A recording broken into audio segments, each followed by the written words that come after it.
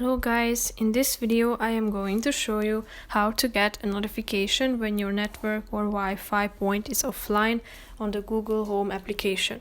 But first I just want to mention, don't forget to subscribe to my channel, because at 10,000 subscribers I am going to show you my whole YouTube revenue statistics and growth strategy, how to make money online. So let's jump into it. First of all, open the application on your phone. Then you should tap on the settings icon in the middle of the screen.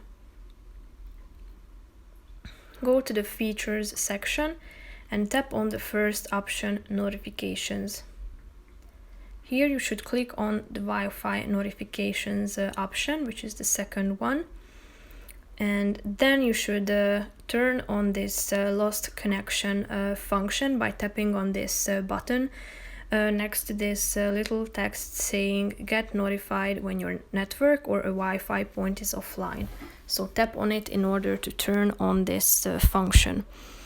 So that's pretty much it for this video. I hope you found it helpful. If you did, consider subscribing and see you in the next video. Bye bye.